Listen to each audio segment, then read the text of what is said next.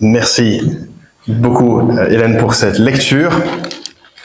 Et ce que nous allons faire maintenant, ce qu'on a l'habitude de faire tous les dimanches ici à l'église Emmanuel Torbeck, c'est simplement de parcourir ce texte qui vient d'être lu, d'essayer d'en comprendre le sens, et que Dieu, par son esprit, puisse imprimer ces vérités sur nous. Donc vous pouvez garder vos Bibles ouvertes à la page 188, et puis il y a aussi le feuillet avec quelques points de cette prédication ensemble. Prions ensemble avant de commencer. Notre Père Céleste, on te remercie parce que tu nous as réunis en ce lieu et nous te remercions de ce que nous avons pu voir, ces baptêmes, cette joie, cette nouvelle naissance. Et nous te prions que nous puissions nous concentrer ce matin, en dépit des bruits extérieurs, pour que nous puissions mieux connaître et expérimenter ta bonté. En ton nom. Amen. Amen. Je me tiens devant vous ce matin pour vous dire que Dieu est bon. Dieu est bon. C'est la leçon de ce matin. C'est la vérité essentielle de ce chapitre de Ruth. Regardez avec moi directement dans le verset 20, au milieu du verset. Qu'il soit béni de l'Éternel, qui garde sa bonté pour les vivants comme pour les morts. L'Éternel garde sa bonté pour les vivants et les morts. C'est ce qu'on va voir ce matin ensemble. Alors le mot bonté qui a été traduit là, c'est un mot très très régulièrement utilisé dans la Bible pour parler de la fidélité, l'amour fidèle, tel un mari fidèle, un amour engagé, inconditionnel vis-à-vis des siens, de ses enfants. Dieu est bon. On va voir ensemble, Dieu n'abandonne pas sa bonté. Dieu ne cesse jamais de déverser sa bienveillance envers ses enfants. Et ce qu'on va voir ensemble, c'est cette histoire d'une femme prénommée Ruth, qu'on avait rencontrée la semaine dernière, au premier chapitre de Ruth, si vous étiez présent pour le début de l'histoire. Et nous avions vu la semaine dernière qu'on se trouvait à une époque sombre de l'histoire du peuple de Dieu, la période des juges, pas une chouette époque, parce que tout le monde faisait comme bon lui semble. Nous, on pense parfois, comme l'enfant, cool, il n'y a pas de règles, je fais comme je veux. Mais si tout le monde fait comme ça, quel monde avons-nous? Et c'était l'époque des juges. Une période où, au lieu de se soucier de son voisin, au lieu d'être en règle avec le Dieu qui m'aime et qui m'a créé, de suivre ses voies, je m'en fiche. J'en fais à ma tête et à ma sauce. Et donc, il y avait une désintégration de la société et un effondrement moral à l'époque. Et au milieu de cette période, nous suivons cette histoire de personnes tout à fait ordinaires.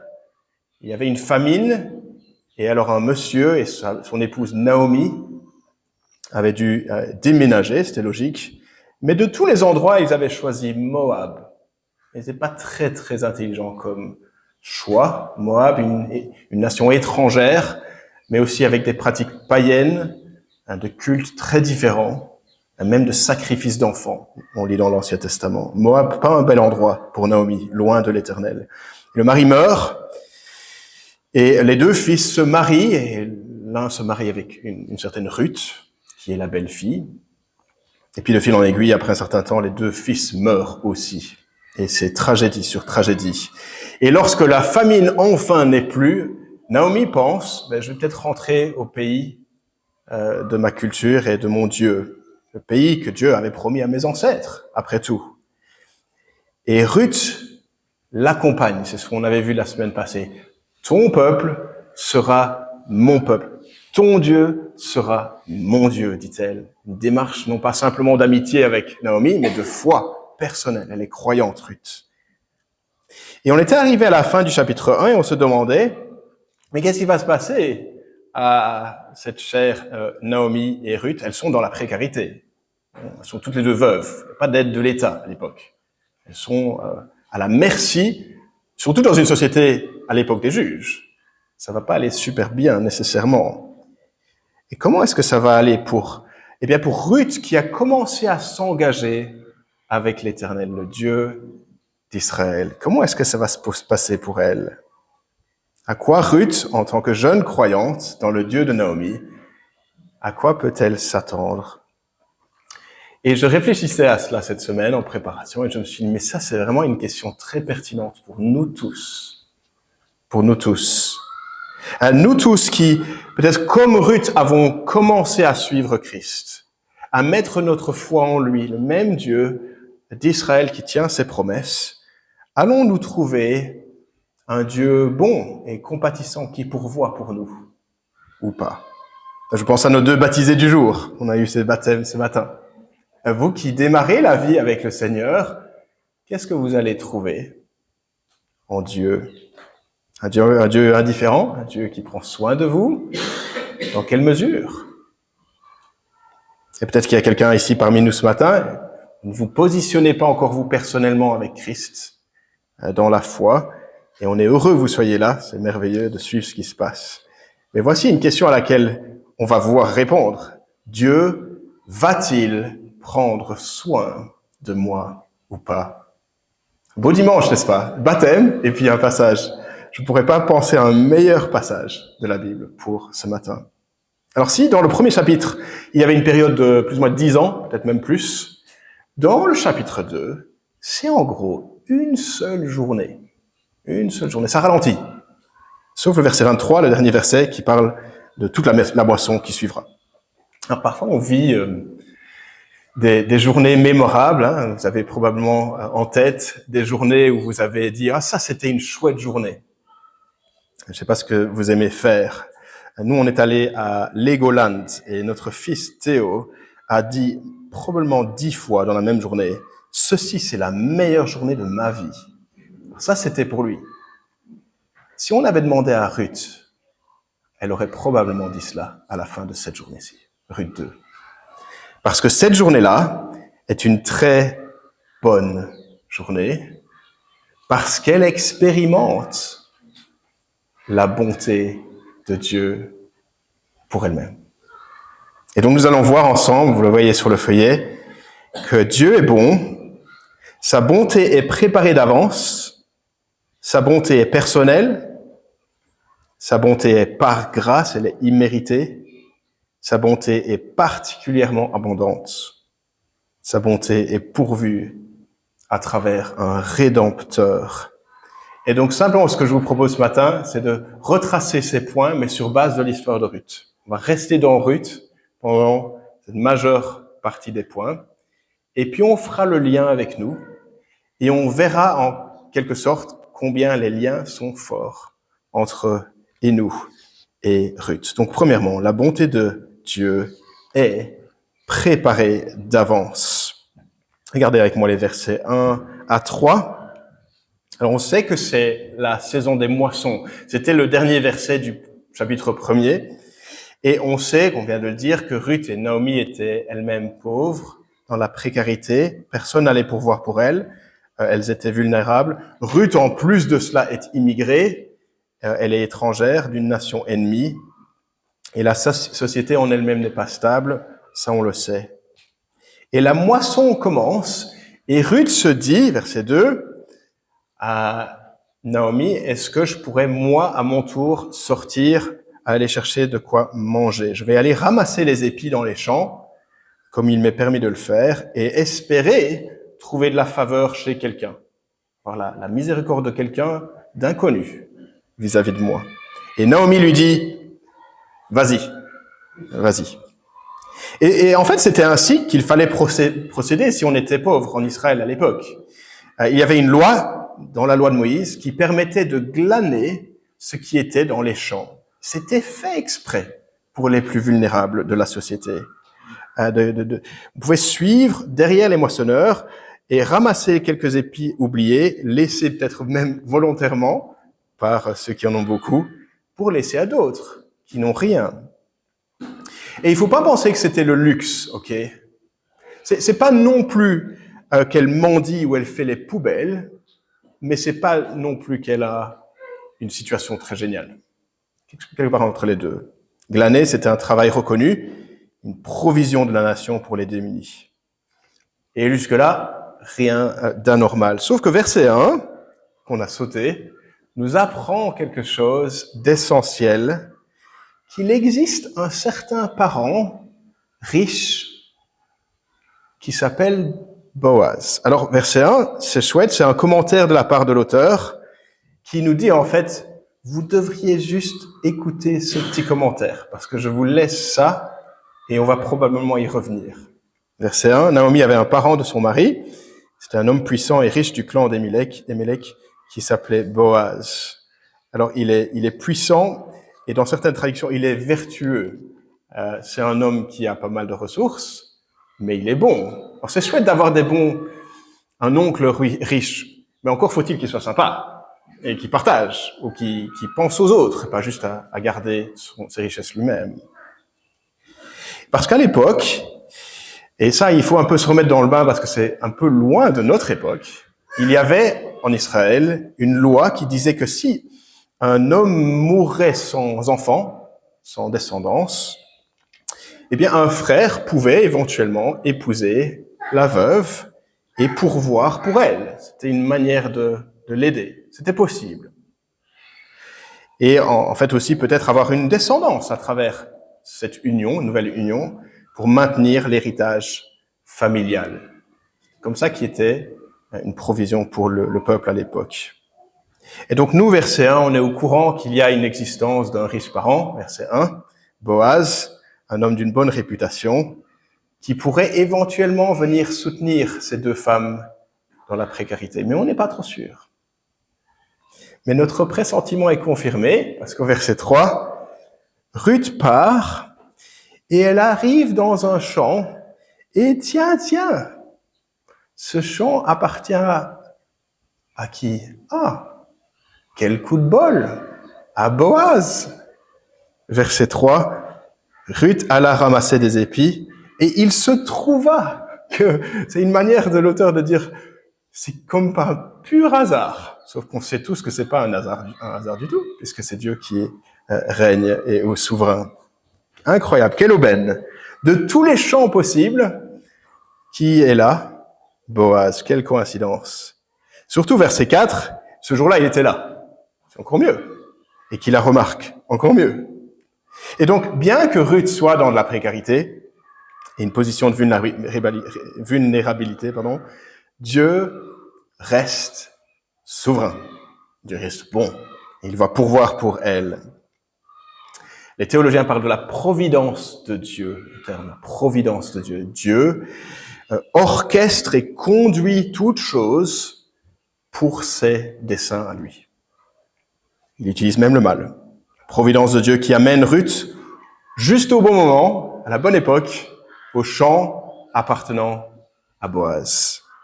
C'est la même providence qui avait conduit Ruth dans la famille de Naomi. C'est la même providence qui a conduit Ruth à la connaissance de l'Éternel. C'est la même providence. Rien n'est par hasard dans un monde où Dieu règne. Ce jour-là, donc Dieu avait prévu que Boaz soit là. Et on peut imaginer, historiquement, entre Naomi et Ruth, des conversations lorsqu'elles étaient à Moab, lorsqu'elles étaient en chemin. Laisse-moi te parler de l'Éternel, le Dieu d'Israël, le Dieu d'Abraham, d'Isaac et de Jacob, le Dieu qui est plein de grâce et de compassion, lent à la colère, riche en bonté et en vérité. Et on peut imaginer Ruth en train de se gratter la tête, en train de se dire, oui, mais riche en bonté, qu'est-ce que ça veut dire vraiment? Elle n'a pas encore vraiment beaucoup vu cela. Elle a beaucoup vu des choses très tristes, en fait, dans sa vie. Mais elle commence à expérimenter la bonté de l'Éternel. Oui, parce que au final, c'était l'Éternel qui avait mis cette loi en Israël. Lorsque vous ferez la moisson dans votre pays, vous ne moissonnerez pas le champ jusqu'au bord et vous ne ramasserez pas ce qui reste à glaner. Dieu avait fait exprès de mettre des lois pour les pauvres et l'étranger. Alors cette loi, elle était un peu farfelue puisqu'elle réduisait le chiffre d'affaires des fermiers, des agriculteurs. Mais Dieu avait pourvu. Dieu est bon. Dieu a été bon envers Ruth. Elle est préparée d'avance, mais elle est également personnelle.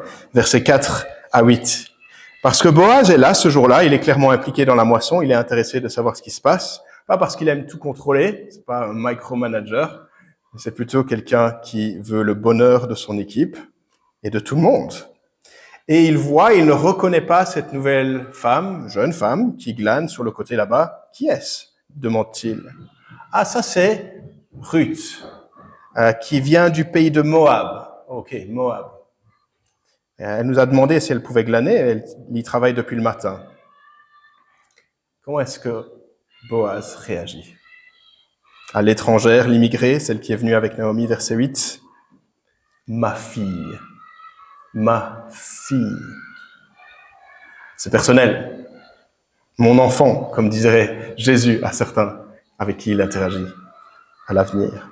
Quelle bonté, tu es la bienvenue. Reste ici, sois béni. À une époque où tout le monde fait un peu comme bon lui semble, Boaz, lui, est bon. Dans la situation où Ruth dépend de la bonté des autres, Boaz est là. Boaz dit cela pour qu'elle soit en sécurité et qu'elle soit bien entourée. Dieu a été bon envers Ruth. Préparée à l'avance, personnelle, mais aussi par grâce, c'est immérité, versets 9 à 13. Et Boaz lui dit, en fait, c'est bien que tu sois ici en train de glaner, mais si tu as soif, j'ai aussi des boissons sur le côté. Et si tu as des problèmes, j'ai des serviteurs qui vont t'entourer pour que tu sois totalement à l'aise. Va plus loin que ce qui est prévu pour elle. Sa protection, sa provision est assurée de manière totalement gratuite de la part de Boaz. Et elle dit, verset 10, et on voit tout le cœur, l'attitude merveilleuse de Ruth dans le verset 10. Elle dit, comment ai-je trouvé cette grâce? Elle dit en fait, pourquoi moi? C'est la démarche de foi. Pourquoi Dieu a été tellement bon envers moi? Pourquoi est-ce que tu m'as montré ta grâce? Pourquoi moi? Je suis pas digne d'avoir fait cela. Elles se sont indignes. Pourquoi mériter une telle faveur? Et Boaz lui dit, moi j'ai entendu toutes ces choses vis-à-vis de toi. Toi tu es une croyante en l'Éternel. Tu as rejoint Naomi. Elle est indigne. Et Boaz dit, non mais Dieu t'aime. Dieu prend soin de toi. Dieu est bon. Oui, Dieu a été bon envers Ruth. Et c'est sympa pour Ruth, mais on va pas s'emballer pour autant, n'est-ce pas? C'est juste une journée. Mais non, en fait, on voit que la bonté de Dieu est particulièrement abondante, les versets 14 à 17. Pour Ruth, l'immigrée pauvre, elle est entourée, elle est sécurisée, elle est accueillie, elle est invitée à table même. Approche-toi, mange du pain. Viens rejoindre ici à côté de moi. Viens t'asseoir avec moi. Vous imaginez le luxe de cela? Incroyable. Et puis mange à satiété. Et puis garde le reste aussi. Et puis en verset 17, ce verset extraordinaire, elle ramasse des épis dans le champ au soir. Elle eut environ 22 litres d'orge. Difficile à savoir exactement ce que ça veut dire, selon les commentaires. Probablement quelque chose comme 1 semaine à 2 semaines de course, Colruyt. Ok? Donc c'est pas mal pour une petite famille. Elle a reçu ça en un jour. Une grâce, une bonté abondante, démesurée, multipliée de la part de Dieu. Dieu a été bon envers Ruth. Et lorsque Ruth rentre à la maison, Naomi se tient à la porte et on imagine que Naomi a prié ce jour-là pour sa protection, puisqu'elle est vulnérable. Et Ruth rentre avec 2 caddies qui sont pleins et Naomi est bouche bée. Elle n'arrive pas à croire cela. Et elle dit, mais qui t'a donné tout cela? Et Ruth répond, j'ai rencontré Boaz. Et nous, on le savait déjà à l'avance, que Boaz était éventuellement quelqu'un qui pourrait servir et les aider. Verset 20, le verset, je pense, le central et clé de ce chapitre. Naomi dit à sa belle-fille, que Boaz soit béni de l'Éternel, qui garde sa bonté pour les vivants comme pour les morts. Cet homme nous est proche, lui dit-il, lui dit encore Naomi, il est un de ceux qui ont droit de rachat sur nous. Naomi sait que Boaz est un parent qui est proche, qui est en principe celui qui peut les aider. On lit qu'il a le droit de rachat. Un autre mot, c'est rédempteur ou libérateur, quelqu'un qui peut le racheter, qui, selon la loi, pourrait s'engager à prendre soin de Naomi et de Ruth et puis de Naomi, par extension, et qui leur donnerait un héritage. Dieu est bon. Il a préparé cela d'avance. C'est personnel pour Ruth. C'est par grâce, elle n'a rien mérité pour cela. C'est particulièrement abondant, extraordinaire. Et cela passe à travers ce Rédempteur, qui ici s'appelle Boaz. Dieu prépare tout cela. Dieu prépare un avenir. Pas juste un jour qui est sympa, mais un avenir bien solide pour cette Ruth. Plus qu'une journée de nourriture. Plusieurs semaines de nourriture. Plus que cela même, peut-être, avec Boaz. Un long terme. Et Naomi est en train de dire, waouh, c'est merveilleux, c'est incroyable comment Dieu a pourvu pour nous. Dieu a été bon envers Ruth. Voilà, on est arrivé à la fin de l'histoire et il faut encore faire le lien entre Ruth à l'époque, notre époque que nous, et avec nous aujourd'hui. Parce que nous, on est en train de dire, on a envie de dire, mais c'est beau tout ça, mais je ne suis pas Ruth. C'est une histoire parmi d'autres, mais est-ce que je suis vraiment très proche de l'expérience? Et c'est là où il faut lire le verset 12. Regardez avec moi le verset 12, parce que c'est Boaz qui décrit Ruth comme étant quelqu'un qui s'est réfugié sous l'aile de Dieu. Une description de tout croyant. Boaz dit, verset 12, que l'Éternel te rende ce que tu as fait et ta récompense soit entière de la part de l'Éternel, le Dieu d'Israël, sous les ailes duquel tu es venu te réfugier. Ruth est une croyante, elle a trouvé refuge sous les ailes, sous l'ombre de Dieu. On comprend l'image comme une mère poule qui tient sous sa protection, sous ses ailes, ses petits poussins. Protège. Ou comme une maman qui garde un bras autour de l'enfant pour le tenir proche et le protéger. Et l'enfant ne se sent plus du tout menacé tant que maman est là. Ruth est venue s'abriter sous les ailes de Dieu. Et voici l'essentiel de ce qu'il faut retenir ce matin. Toute personne qui vient s'abriter sous l'aile de Dieu va apprécier la bonté de Dieu.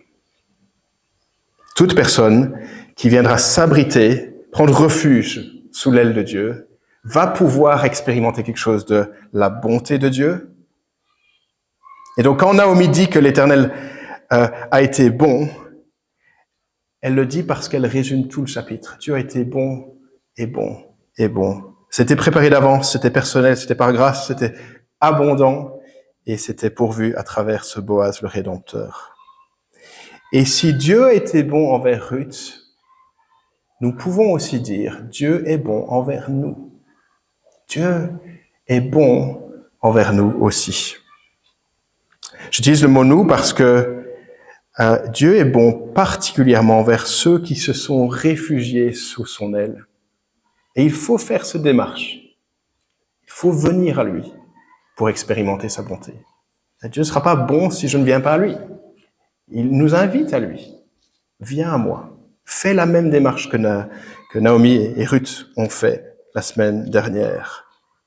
Et lorsque nous venons à Dieu, nous réfugier en lui, placer notre confiance en lui, nous trouvons, en Jésus-Christ, le pardon de nos fautes, nos péchés sont lavés, notre égarement est pris en compte, la condamnation est prise, les craintes sont prises. Je suis à Christ, il me pardonne, il me donne la paix, il me donne la vie, il me donne un avenir, plus que juste aujourd'hui. Dieu a été bon envers nous. Et cela a été préparé d'avance. Si vous pensez à votre vie, vous avez entendu l'Évangile. dans votre passé, vos parents chrétiens, ou avec un ami chrétien, à un moment donné, une connaissance, ou ici ce matin, vous avez entendu. C'était préparé d'avance, il n'y a pas de hasard que vous soyez là ce matin, pour entendre la bonté de Dieu pour vous et pour moi en Jésus-Christ.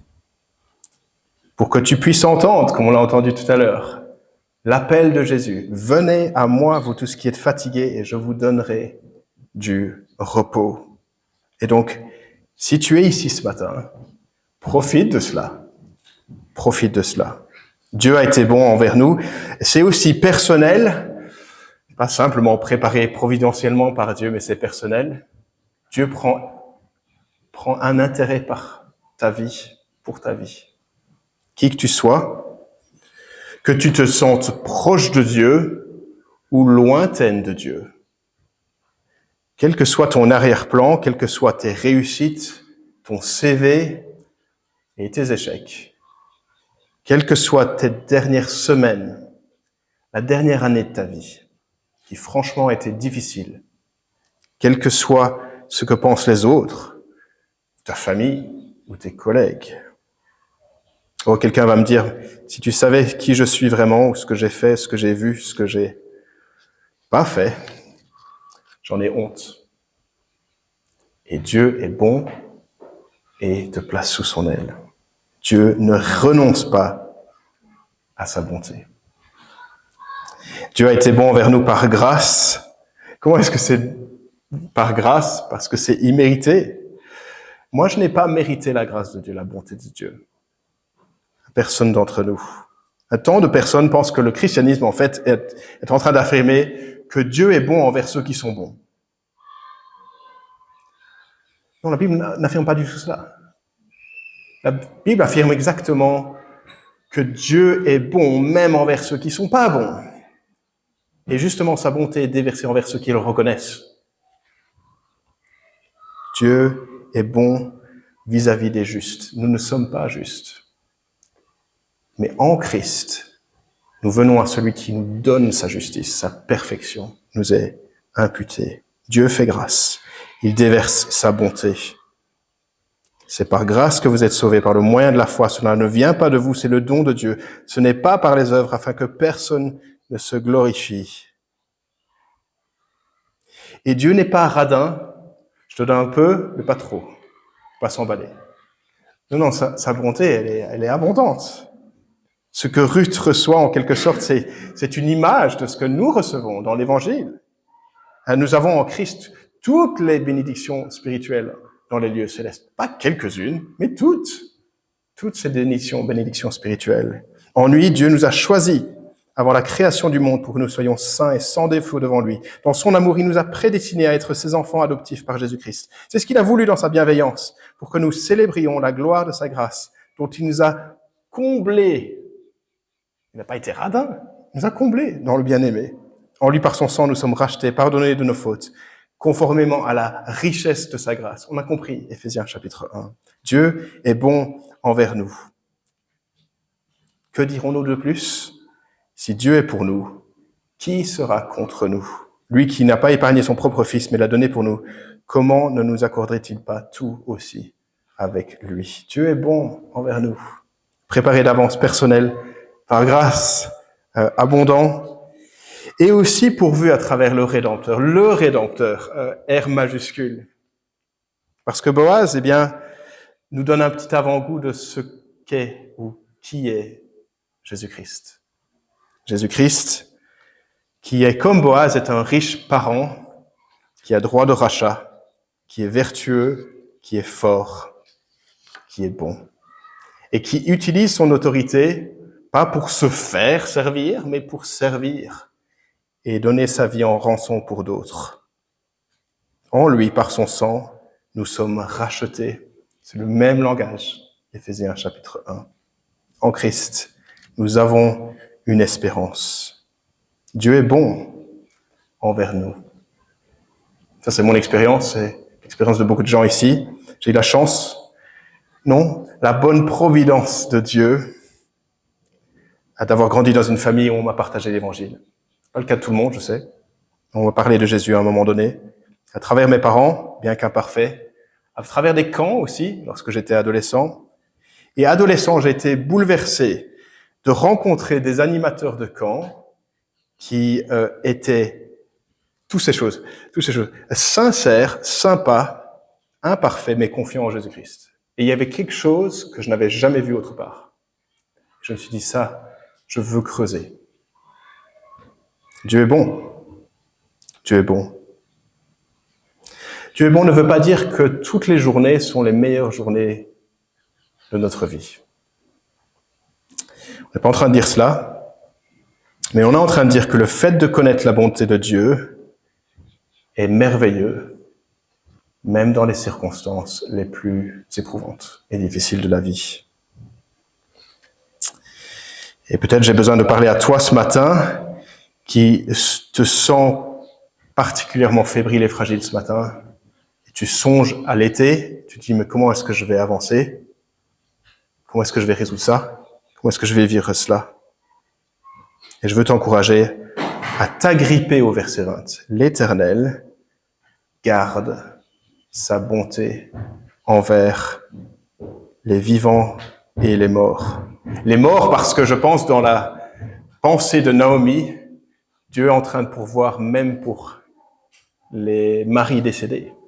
Et toute cette famille est en train de prendre place, être en train d'être pourvue. Notre espérance est en lui. Appuyons-nous sur lui qui est fidèle pour nous tenir. Trouvons notre refuge sous son aile, car il prend soin de nous. Et donc je termine. Allons-nous trouver en Dieu un Dieu indifférent ou compatissant qui pourvoit? Ce que nous avons vu ce matin, c'est que pour Ruth et pour toute personne qui prend refuge en l'Éternel, sous son aile, Dieu n'abandonne jamais sa bonté. Quelle grâce! Quel terrain solide sur lequel on peut bâtir une vie, n'est-ce pas? Une bonté préparée à l'avance, personnelle à chacun, qui reviendra à lui. Imméritée par grâce, abondante. Et ça va vous surprendre de connaître Dieu dans sa bonté et pourvu à travers son Rédempteur, comme Dieu est bon. Prions ensemble pour terminer.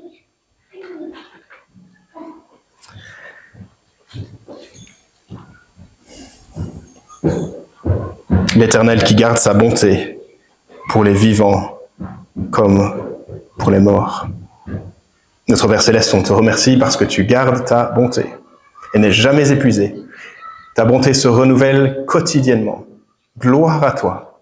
Merci parce que tu ne repousses pas tes enfants.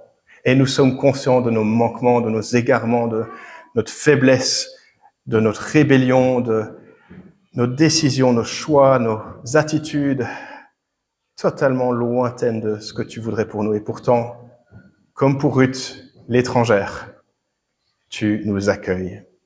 Merci parce que tu as été bon envers Ruth. Merci parce que tu as été bon envers ton peuple à travers tous les âges. Et nous comptons sur ta bonté. Apprends-nous à vivre selon cette vérité et à sourire parce que tu es toujours bon. Au nom de Jésus-Christ. Amen.